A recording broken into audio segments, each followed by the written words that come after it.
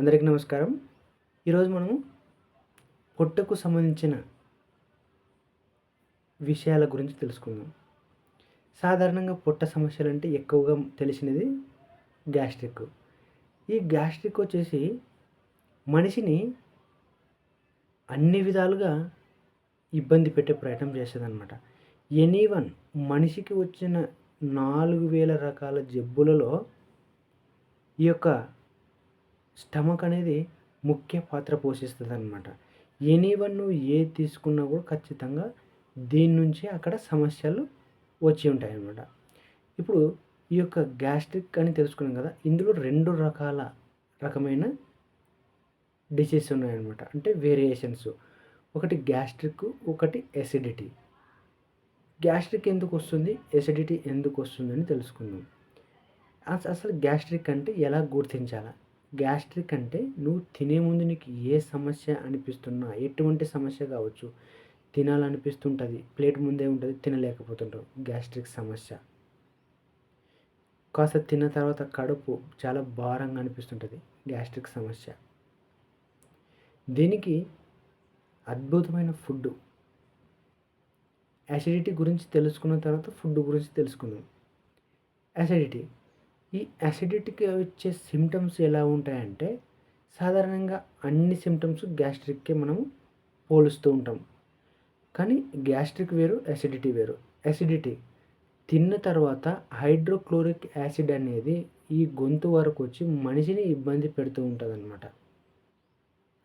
కడుపులో చాలా ఒకతర అజీర్ణంగా, కసిపిసిగా, ఇబ్బందికరంగా చేస్తూ ఉంటుంది.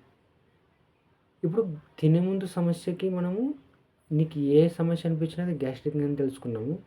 తిన్న తర్వాత హైడ్రోక్లోరిక్ యాసిడ్స్ రిఫ్లెక్స్ అయ్యి మనిషిని ఇబ్బంది పెడుతుంటే యాసిడిటీ అని తెలుసుకున్నాము. గ్యాస్ట్రిక్ ఎలా తగ్గించుకోవాలి, యాసిడిటీ ఎలా తగ్గించుకోవాలి? ఒక మాత్ర మింగినంత మాత్రాన గ్యాస్ట్రిక్ తక్కువ అవుతుందని చాలా ఊహలో ఉన్నారు మన ప్రజలు. బెస్ట్ ఫుడ్డు తినే ముందుకు నీకు ఏ సమస్య ఉన్నా మజ్జిగ కలుపుకొని తినడం ద్వారా గ్యాస్ట్రిక్ని వీలైనంత త్వరగా మనము దూరం చేయొచ్చు. ఎక్కువగా మసాలా ఐటమ్స్, ఎక్కువగా టీ తాగడం వలన పెప్పరు, జింజరు, గార్లిక్ ఇవన్నీ ఎంత అవాయిడ్ చేస్తే గ్యాస్ట్రిక్ అద్భుతంగా తక్కువ అయ్యే అవకాశం ఉందన్నమాట. తిన్న తర్వాత ఓకే, ఒకవేళ తిన్న తర్వాత మసాలా ఐటమ్స్ జస్ట్ లిమిట్లో, దీనికి ఖచ్చితంగా యాసిడిటీకి మాత్రం లైట్గా గార్లిక్, లైట్గా పెప్పరు, లైట్గా అల్లం వెల్లుల్లి, చాలా లిమిట్లో ఉంటే మాత్రమే యాసిడిటీ ఉన్నవాళ్ళు ఈ ఫుడ్ని తీసుకోవాలి. ఎక్కువ మసాలా ఐటమ్స్ ఎక్కువ ఉంటే కూడా చాలా ప్రాబ్లమే. దీనికి లైట్గా ఉండాలి.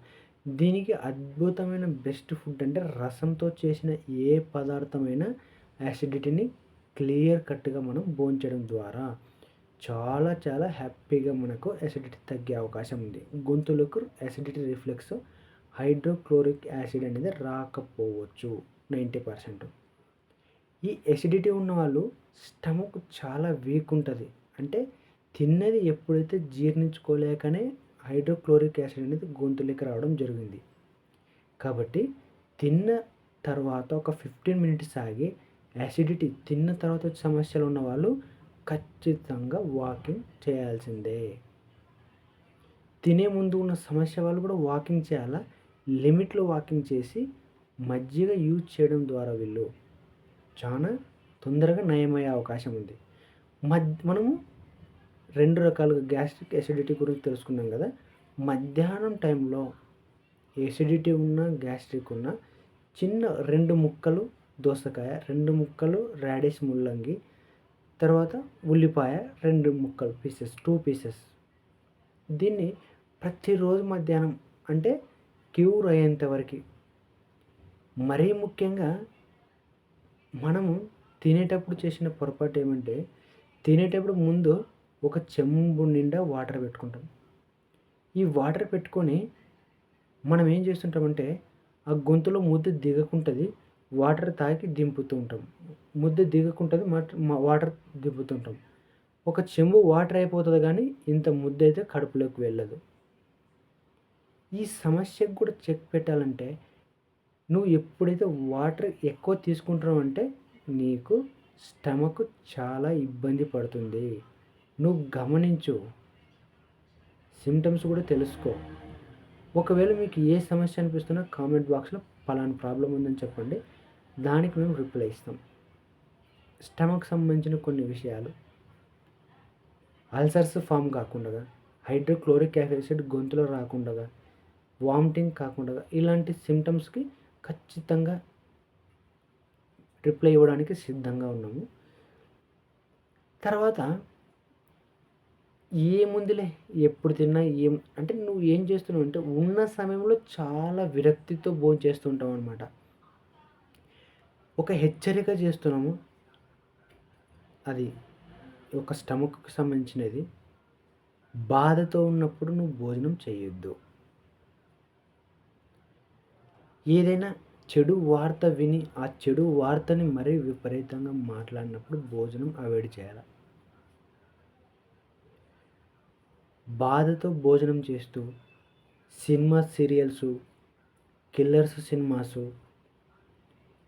ఒక ఏమంటారు ఇదేమో సారీ అక్కడ ఏదైనా టీవీలో ఒక ఎమోషన్‌గా రక్తపాతం చిందించే విషయాలు వస్తున్నప్పుడు 90% నువ్వు భోజనం చేసేటప్పుడు ఒక దైవ భక్తితో తప్ప నువ్వు ఏ రకముగా ఉన్నప్పుడు మాత్రం భోంచేయడానికైతే వీలు లేదు. తినేటప్పుడు కేవలం భక్తి శ్రద్ధలతో మాత్రమే. ఎందుకంటావు? నీకు బంగారిచ్చినా తినలేవు, ఆస్తి ఇచ్చినా తినలేవు, అంతస్తులు ఇచ్చినా తినలేవు. కేవలం భోజనం మాత్రమే మన కడుపులోకి వెళ్తుంది కాబట్టి తినేటప్పుడు కాస్త దైవభక్తితో దైవాన్ని ప్రార్థించి భోంచేయడం వలన చాలా బెస్ట్ రిజల్ట్ వస్తుందన్నమాట. తర్వాత భోజన సమయం గుర్తుంచుకోండి, చాలా చాలా ఇంపార్టెంట్. ఉదయం వచ్చేసి 7-9 లోపల స్టమక్ టైము. ఖచ్చితంగా ఈ టైంలో మాత్రమే భోంచేయాలి. 7 తర్వాత ఖచ్చితంగా ఎట్టి పరిస్థితిలో భోజనాన్ని ముట్టకూడదు. ఒకవేళ తర్వాత 9 తర్వాత భోంచేస్తున్నారంటే మీ స్టమక్ ఖచ్చితంగా వీక్ ఉన్నట్టు, డైజెషన్ సిస్టమ్ వీక్ ఉన్నట్టు. మరీ ముఖ్యంగా సాయంత్రం సమయంలో 5-7, ఉదయం అయితే 7-9, స్టమక్ టైము ఈవినింగ్ వచ్చేసి 5-7, అంటే 6-7 లోపల భోంచేస్తే తర్వాత వేరే వర్క్ ఉంటుందన్నమాట స్టమక్‌కి. మీకు ఉదయం మార్నింగ్ 5-7 లోపల ఖచ్చితంగా మోషన్‌కి అది సిద్ధంగా చేయడానికి, వర్క్ చేయడానికి దానికి ఒక అవకాశం కావాలన్నమాట. రకరకాల తప్పులు చేస్తూ, తినేటప్పుడు ఎమోషన్స్‌తో తింటూ, బాధతో తింటూ, ఎవరిపైన కోపంతో తింటూ, సినిమాలో ఫ్యాక్షన్ సినిమాలు చూస్తూ, ఇలా తింటూ ఉంటే, మొబైల్ చూస్తూ తింటూ, మనిషి దీని వలన చెప్తా కదా 4000 రకాల డిసీజ్ ఉన్నాయి. అందులో ఏ రకమైన డిసీజ్ అయినా రావచ్చు అన్నమాట. కాబట్టి మరీ ముఖ్యంగా తినేటప్పుడు ఎక్కువగా వాటర్ తాగొద్దండి.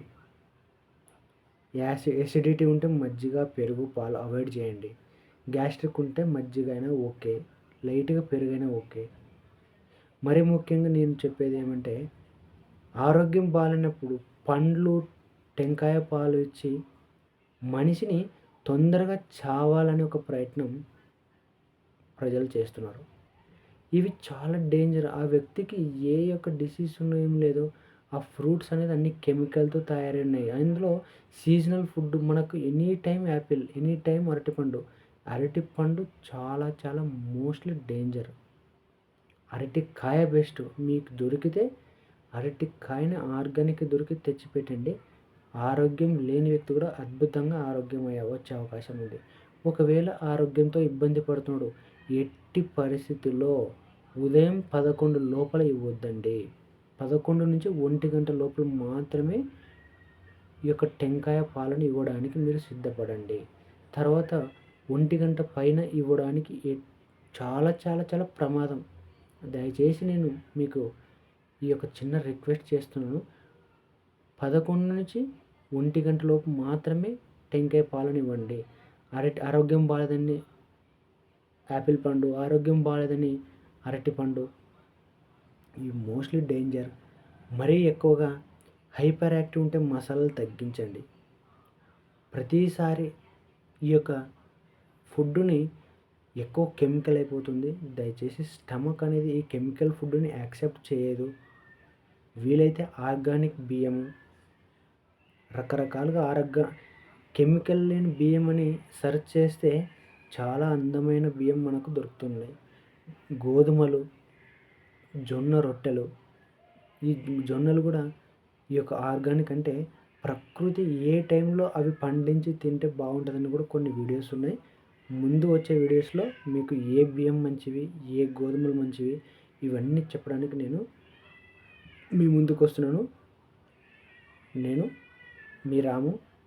దయచేసి ఈ యొక్క స్టమక్ గురించి, గ్యాస్ట్రిక్ అసిడిటీ చెప్పిన విషయాలు పాటిస్తారని ఆశిస్తూ ధన్యవాదాలు. నమస్కారం.